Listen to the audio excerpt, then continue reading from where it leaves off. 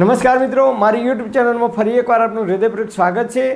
આજનો ટોપિક છે મિત્રો કે આ 5 વસ્તુઓ આપણે જીવન જીવીએ ત્યાં સુધી ખાવાની બંધ કરીશું, નહીં ખાઈએ તો જ્યાં સુધી જીવન જીવીશું ત્યાં સુધી તંદુરસ્ત અને નિરોગી રહી શકીશું। તો આ 5 વસ્તુઓ કઈ છે કે જે રોજિંદા જીવનની અંદર આપણે નિયમિત એનો ઉપયોગ કરીએ છીએ, જેના કારણે તમે જુઓ તો આજકાલ ગામે ગામ ઘર દીઠ લોકો બીમાર પડે છે। ઘરે ઘરે બીમારીઓની શરૂઆત થઈ ગઈ છે। કોઈ ડાયાબિટીસની ગોળી ગળે છે, કોઈ હાઈ બીપીની ગોળી ગળે છે, કોઈ માથાની ગોળી ગળે છે, કોઈ કળતરની ગોળી ગળે છે, કોઈ કોલેસ્ટ્રોલની એટલે કે લોહી પાતળું થવાની ગોળી ગળે છે, કોઈ થાઇરોઇડની ગોળી ગળે છે। આમ તમે જુઓ તો આજકાલ ગામે ગામ ઘર દીઠ લોકો કંઈક ના કંઈક દવાઓ ગળે છે। પહેલાંના જમાનામાં આટલી બધી બીમારીઓ નહોતી, લોકો આટલા બધા બીમાર નહોતા પડતા અને 110 કે 120 વર્ષ સુધી લોકો તંદુરસ્ત અને નિરોગી જીવન જીવતા હતા। અને આજકાલ તમે જુઓ તો 30 વર્ષથી ઉપરની ઉંમર થાય ત્યારે diabetes, high BP, cholesterol, heart attack આવવું, લકવો પડવો, આવી અનેક પ્રકારની બીમારીઓ આવવાની શરૂઆત થઈ ગઈ છે। તો આ બીમારીઓ કેમ આવે છે, કયા કારણથી આવે છે? આપણે ખોરાકની અંદર એવી 5 વસ્તુઓ નિયમિત ઉપયોગ કરીએ છીએ જેના કારણે આપણી અંદર આ બધી બીમારીઓ આવવાની શરૂઆત થઈ ગઈ છે। તો આ 5 વસ્તુઓ કઈ છે કે જેનો આપણે નિયમિત ખોરાકની અંદર ઉપયોગ કરીએ છીએ? તો આ 5 વસ્તુઓ જો આપણે બંધ કરીશું તો જ્યાં સુધી જીવન જીવીશું ત્યાં સુધી તંદુરસ્ત અને નિરોગી રહી શકીશું। એટલે કે પહેલાંના જમાનામાં લોકો આ 5 વસ્તુઓનો ઉપયોગ કરતા ન હતા અને એટલા માટે કદાચ તેઓ આપણા કરતાં વધારે સુખી અને તંદુરસ્ત હતા। અને હા મિત્રો, એક વાત ચોક્કસ કહી દઉં, આયુષ્ય આપણા હાથમાં નથી, પરંતુ તંદુરસ્તી તો આપણા હાથમાં જ છે। નિરોગી અને તંદુરસ્ત રહેવું એ આપણા હાથની વાત છે। આ 5 વસ્તુઓનો જિંદગીભર તમે જીવો ત્યાં સુધી જો ઉપયોગ નહીં કરો તો જ્યાં સુધી જીવશો ત્યાં સુધી તંદુરસ્ત અને નિરોગી રહી શકશો। તો આ 5 વસ્તુઓ કઈ કઈ છે જેનો ઉલ્લેખ ચરક સંહિતામાં ચરક ઋષિએ અને અષ્ટાંગ હૃદય નામના જે ગ્રંથ છે એની અંદર ભાગવત ઋષિએ પણ કર્યો છે। નંબર 1, સફેદ ખાંડ। તમારે જો તંદુરસ્ત અને નિરોગી રહેવું હોય તો સફેદ ખાંડ જીવન જીવો ત્યાં સુધી ક્યારેય ઉપયોગ કરવાનો નહીં। અને ખાંડ અને ખાંડમાંથી બનતી કોઈ પણ આઈટમ હોય, ચોકલેટ હોય, આઈસ્ક્રીમ હોય કે કોઈ પણ ખાંડમાંથી બનેલી મીઠાઈઓ હોય, એ જ્યાં સુધી તમે જીવન જીવો ત્યાં સુધી ક્યારેય એનો ઉપયોગ કરવાનો નહીં, ખાવાની નહીં। મારા ઘરની અંદર અમે ખાંડ ક્યારેય વાપરતા જ નથી। શીરો બનાવીએ તો પણ ગોળનો, લાડવા બનાવીએ તો પણ ગોળના, ચા બનાવીએ તો પણ ગોળની, દાળ શાકમાં ઉપયોગ કરીએ તો પણ ગોળનો જ, અને એ પણ દેશી ઓરિજિનલ ગોળનો જ અમે ઉપયોગ કરીએ છીએ।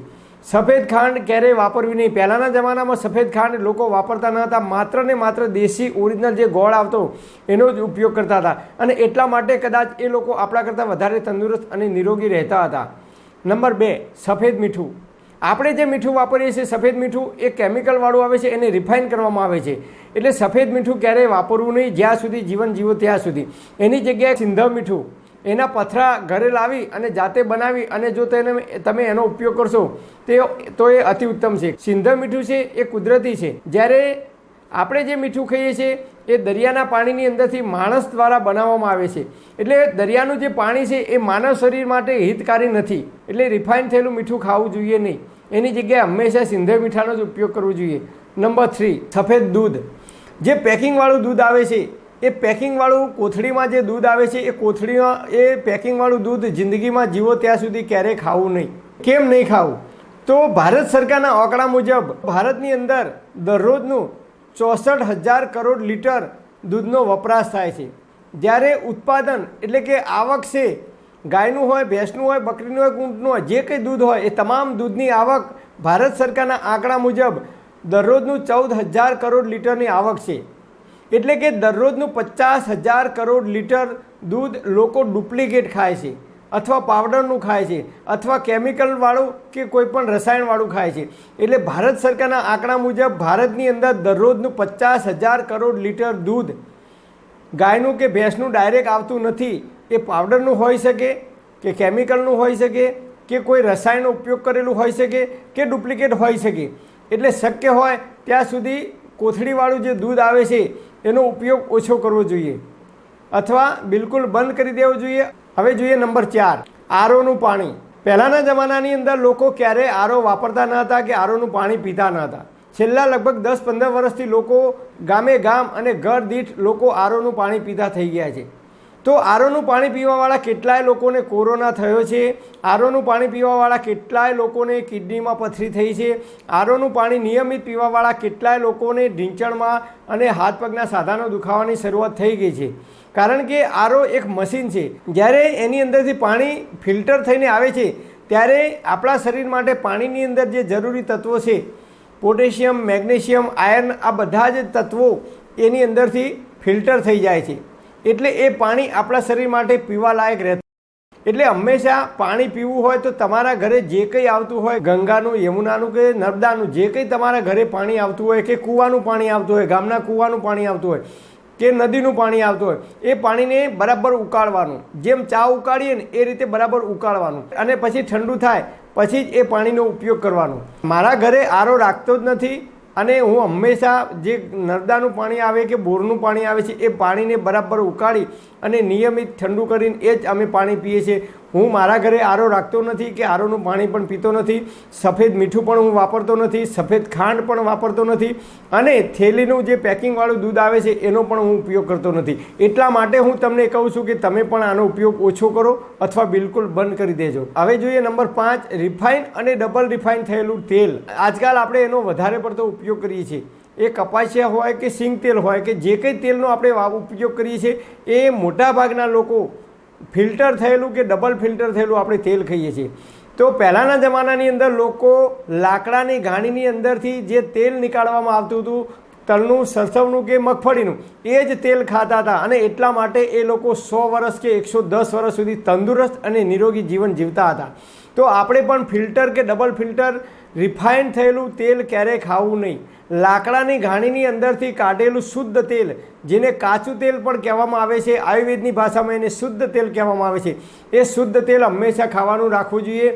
તો શરીરમાં બીપી, ડાયાબિટીસ, કોલેસ્ટ્રોલનું પ્રોબ્લેમ, આ બધા જ પ્રોબ્લેમ ઓટોમેટિક દૂર થઈ જાય છે. પરંતુ નિયમિત જીવીએ ત્યાં સુધી આ તેલ આપણે કાચું તેલ જ ખાવાનું એટલે કે શુદ્ધ તેલ ખાવાનો આગ્રહ રાખવો જોઈએ.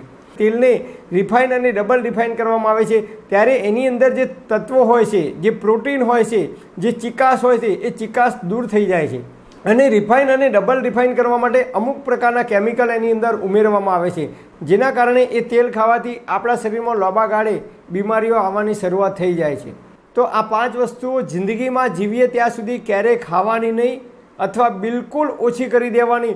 હું તો આ 5માંથી એક પણ વસ્તુ મારા ઘરમાં રાખતો નથી કે ખાતો પણ નથી. એટલા માટે હું તમને આ વિડીયોના માધ્યમથી સલાહ આપી શકું છું કે તમે પણ શક્ય હોય ત્યાં સુધી આ 5 વસ્તુ જો એવોઇડ કરશો. પહેલાંના જમાનાના લોકો આ 5માંથી એક પણ વસ્તુ ઉપયોગ કરતા ન હતા અને એટલા માટે એ લોકો તંદુરસ્ત અને નિરોગી જીવન જીવતા હતા. તો આપણે પણ તંદુરસ્ત અને નિરોગી જીવન જીવવું હોય તો આ 5 વસ્તુઓનો જિંદગીની અંદર ક્યારેય ઉપયોગ કરવો નહીં.